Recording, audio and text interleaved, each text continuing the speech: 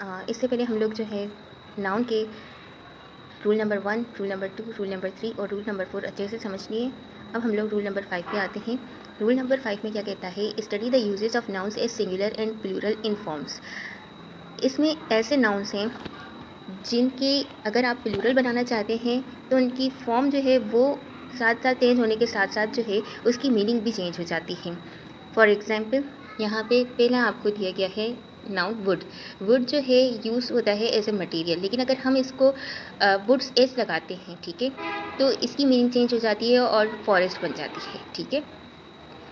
Would जिससे हम लोग अपनी मेज़ वगैरह बनाते हैं, टेबल वगैरह बनाते हैं, वो एज अ मटेरियल यूज़ हो रहा होता है वुड, ठीक है। लेकिन अगर इसी वुड के अंदर हम लोग एज डाल दें तो ये हमारा एक जंगल की मीनिंग शो करता है, ठीक है। उसके बाद आता है वाटर। वाटर मटेरियल जिससे हमारी डिफरेंट चीज़ें बनती हैं, ठीक है, तो ये एज अ मटेरियल है, ठीक है। उसके अलावा अगर आप एस का यूज़ करते हैं, वाटर्स करते हैं, तो ये आपके पास वाटर बॉडी बन जाती है, एग्जाम्पल की सी, ठीक है, या रिवर वगैरह।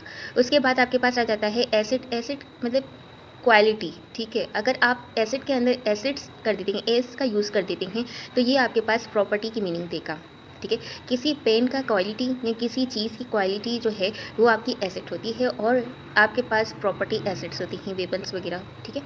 उसके बाद आपके पास आ जाता है सेंट। सेंट हम लोग मटेरियल के तौर पे यूज़ करते हैं, लेकिन अगर हम सेंट्स लिखते हैं तो इसकी मीनिंग चेंज होकर लेंट बन जाती है।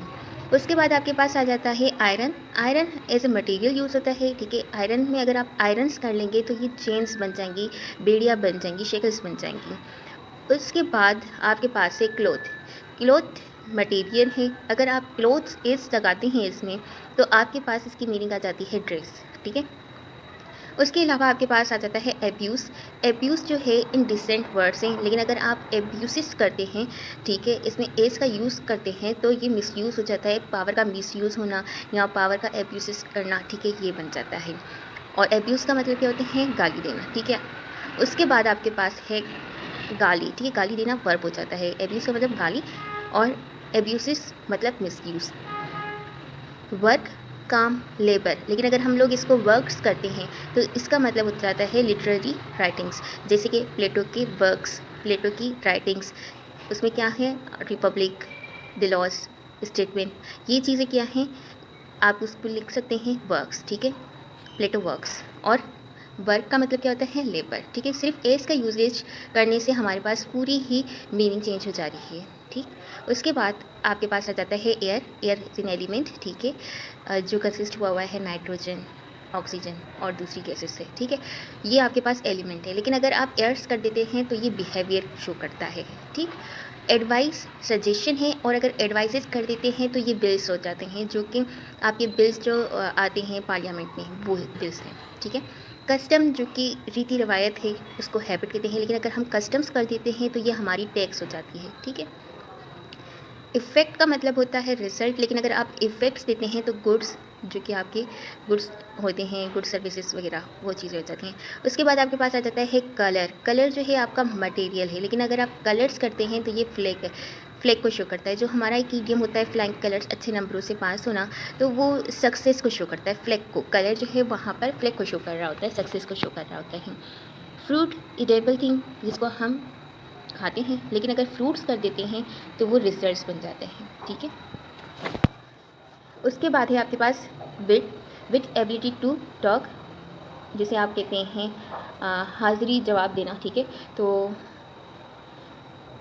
एकदम से आपने जवाब देना, ठीक है, और मतलब क्विकनेस में आपने उसको आंसर करना, तो उसके लिए हम लोग विट का यूज़ करते हैं। विट इज़ अ नाउन, ठीक है, लेकिन अगर हम विट्स करते हैं तो ये इंटेलिजेंस है, ठीक है। उसके बाद हमारे पास आम, ठीक है, जो हमारे आम हैं, लेकिन अगर हम इसको आर्म्स कर देते हैं तो ये वेपन्स हो जाते हैं। उसके बाद आपके पास है गुड।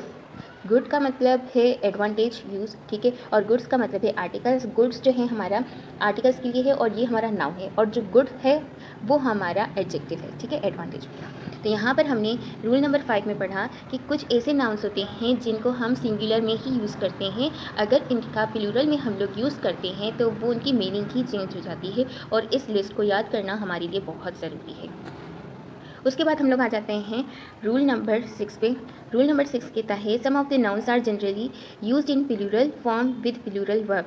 कुछ नाउन्स ऐसे होते हैं जो कि होते ही प्लूरल फॉर्म में हैं और उनके साथ प्लूरल वर्ब ही यूज़ होता है। मतलब उनके साथ अगर आपने सिंगुलर वर्ब यूज़ किया तो आपकी जो स्टेटमेंट होगी, आपका जो सेंटेंस होगा वो रॉन्ग होगा। अगर आपने उन वर्ड्स को सिंगुलर में यूज़ कर लिया, सीज़र कर दिया, सीज़र्स नहीं किया, तो फिर वो आपका क्या हो जाएगा, रॉन्ग हो जाएगा। इसका तरीका उसी तरीके से ही होगा अगर हम लोगों ने सिंगुलैरिटी शो करनी है, जिस तरीके से हम लोगों ने अ पीस ऑफ एडवाइस किया था, ठीक है, अ लूफ ऑफ ब्रेड किया था। तो इसका भी हम लोग इसका कर सकते हैं अ पेयर ऑफ सीजर्स, ठीक है, इस तरीके से हम लोग कर सकते हैं अ पेयर ऑफ सीजर।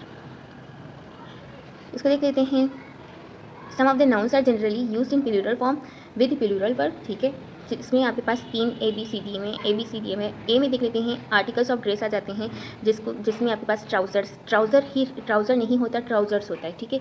ब्रीचेस होती हैं, ब्रीच नहीं होता, जीन्स होती हैं, और इनके साथ वर्ब की फॉर्म भी प्लूरल में ही आएगी, जीन्स आर, ठीक है, ट्राउज़र्स आर, ठीक है।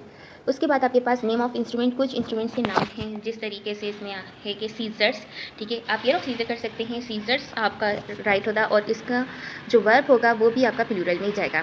Spectacles are, shears, scales are, ठीक है। Other nouns such as arms, beak, ठीक है, thanks, proceeds, riches, contents, credentials, orders, refreshments, requirements, customs, rations, archives, annals, ashes, arrears, assets, stairs, spirits, statics, data के तौर पे, quarters, रहने की जगह जहाँ पर होती है, earnings, manners, outskirts, savings, auspicious, support जिसकी मीनिंग है, सराउंडिंग। इन सब को हम लोग जो हैं वो प्लूरल के तौर पे लेते हैं, और इनके साथ जो वर्ब होता है वो भी हमारा प्लूरल में ही लिया जाता है। इसकी कुछ एग्जाम्पल्स दी गई हैं। माई सीजर्स इज़ नॉट शार्प, हमने पढ़ा कि सीजर्स जो है वो हमेशा प्लूरल में ही लिया जाएगा, और इसकी वर्ब जो है वो भी प्लूरल में ही ली जाएगी। तो यहाँ पे हो जाएगा माई सीजर्स आर नॉट शार्प, ठीक है। उसके बाद आपके पास आ जाए माई स्पेक्टिकल्स इज़ वेरी कॉस्टली। हम पढ़ के आए कि स्पेक्टिकल्स का यूजेज जो है वो किस तरीके से होगा, प्लूरल में, और कैरी क्या करेगा, प्लूरल वर्ब। तो my spectacles are very costly. उसके बाद है a pair of spectacles has been bought by me. अब यहाँ पे आप पेयर ऑफ स्पेक्टिकल्स आ गया, ठीक है, उसके आप पेयर ऑफ सीजर्स, ठीक है। तो यहाँ पर हम लोग इनकी सिंगुलैरिटी शो कर रहे हैं, लेकिन ये करेक्ट है, ठीक है। सिंगुलैरिटी शो करने का ये तरीका है, और इनको हम जैसे कैसे ले रहे होते हैं, प्लूरल की फॉर्म में, ठीक है। Order for his transfer has been issued. देखिए हमने पढ़ा कि ऑर्डर जो है उसके साथ क्या है, ऑर्डर्स लगेगा, क्योंकि ये हमेशा ये है आपका यहाँ पर, ठीक है, क्रेडेंशियल्स के बाद इसके साथ जो है हमेशा वर्ब की प्लूरल फॉर्म आएगी, ऑर्डर्स हो जाएगा, orders of his transfer have been issued, ठीक है। उसके बाद orders for his transfer have been issued, ये ठीक है। उसके बाद आपके पास आ जाता है रूल नंबर 7। रूल नंबर 7 क्या कहता है, अ कंपाउंड